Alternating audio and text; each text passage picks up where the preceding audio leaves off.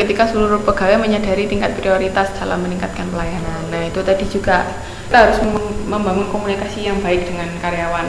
Jadi kalau misalnya punya restoran, gimana caranya kita tuh memotivasi karyawan kita supaya mereka juga memberikan pelayanan yang baik. Jadi gimana caranya kita mentraining mereka, kalian harus begini, melayani pelanggan harus ramah, harus gini. Nah, itu. Jadi kalau karyawan sudah sadar kita harus melayani pelanggan dengan baik, otomatis semua berjalan lancar. Oke.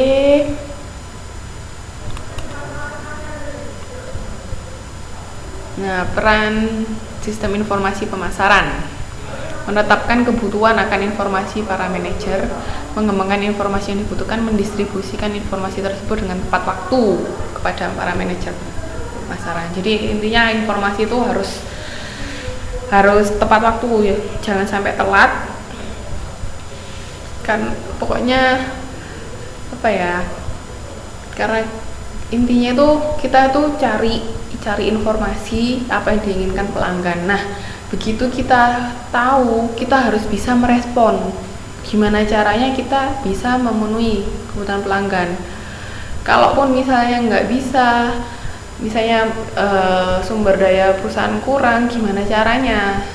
Kan misalnya bekerja sama dengan pihak ketiga atau bagaimana, itu kan tergantung manajer. Jadi manajer itu harus pintar-pintar mengelola gimana caranya bisa menghasilkan yang terbaik.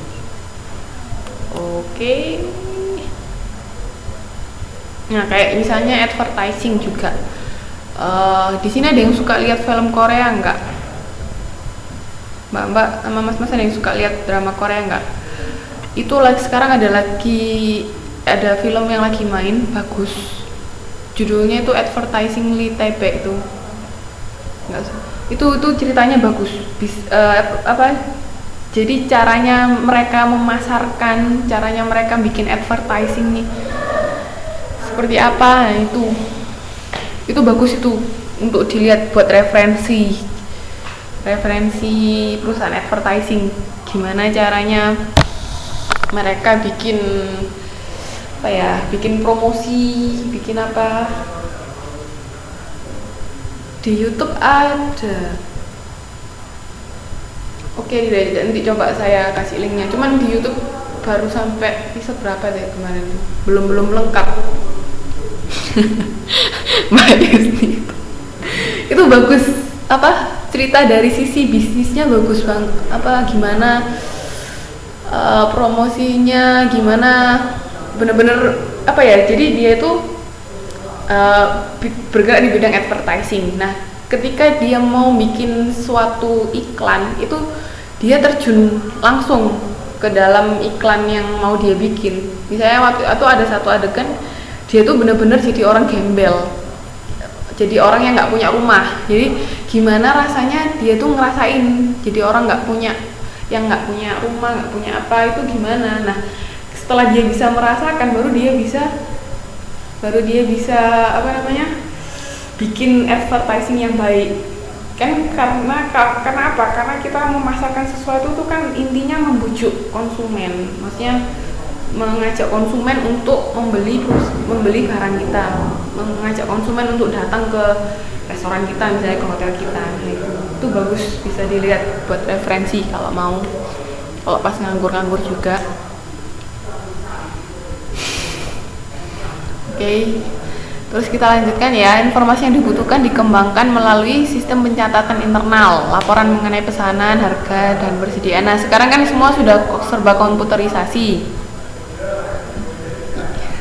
Iya, sudah kembali. Nah, jadi itu sekarang karena semua sudah terkomputerisasi, itu sekarang kita bisa tahu. Misalnya kan ke pelanggan itu ada kartu pelanggan. Nah, kita tuh tahu dia tuh biasanya belinya setiap berapa, datangnya ke sini setiap berapa minggu sekali misalnya, dan yang dibeli apa, maunya apa, itu kita bisa mencatatnya. Terus sistem intelijen pemerasaran memberikan data yang sedang terjadi, yaitu tadi data-data yang sudah dihimpun itu bisa digunakan manajer untuk mengambil keputusan, sama sistem riset pemasaran, desain pengumpulan data, analisa, dan pelaporan data. Nah, intinya itu kita menghimpun sebanyak mungkin informasi tentang keinginan konsumen. Nah, kalau sudah punya, gimana caranya kita bisa memenuhi itu tadi? Macam-macam caranya. Oke. Nah, informasi yang dibutuhkan dikembangkan melalui sistem pendukung keputusan pemasaran. Wah, kan macam-macam, tergantung perusahaan maunya seperti apa.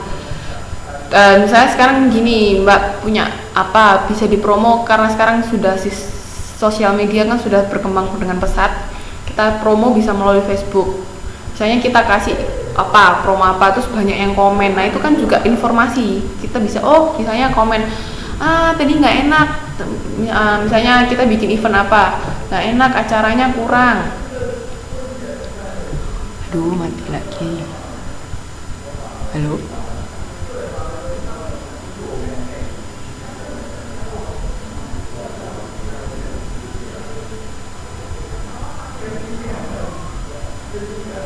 Halo? Maaf, barusan mati. Nah, misalnya saya lanjutkan ya, misalnya di Facebook kita posting tentang acara yang tadi kita bikin.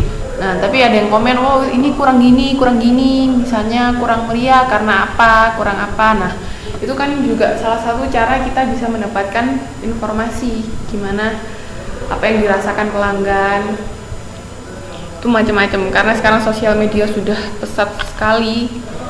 Teknologi sudah berkembang dengan pesat, jadi semakin mudah kita untuk menghimpun informasi kebutuhan pelanggan. Oke, nah ini manfaat dari sistem informasi, mendorong dan memungkinkan manajemen untuk menyatukan suara-suara konsumen, menemukan prioritas pelayanan konsumen, mengidentifikasikan prioritas perbaikan pelayanan. Nah, jangan sekali-sekali misalnya kita melakukan kesalahan ya, oke, kita salah, tapi gimana caranya kita bisa memperbaiki kesalahan kita? Nggak masalah sih kita bikin, kalau bisa emang jangan bikin salah, tapi andai kata kita bikin salah, kita harus bisa menerima, kita bikin salah dan gimana caranya kita memperbaiki kesalahan kita. Jangan sampai kita sudah salah kita nggak mau memperbaikinya, itu nggak baik.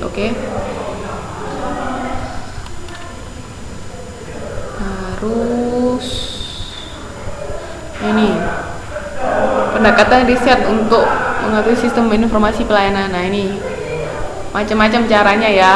Focus group ini maksudnya kita bikin grup, terus kita kayak berdiskusi bersama tentang topik apa, misalnya apa produk yang diinginkan seperti apa, terus service review, custom, ini macam-macam. Ini caranya kita menghimpun informasi ya, menampung keluhan, komentar, dan pertanyaan konsumen. Nah, itu perlu.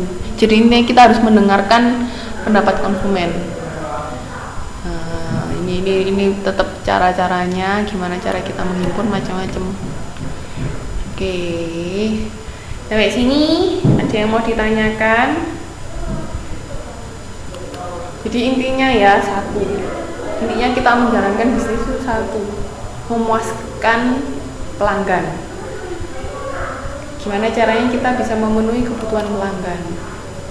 Kalau kita sudah bisa memenuhi itu, otomatis kita bisa dapat profit.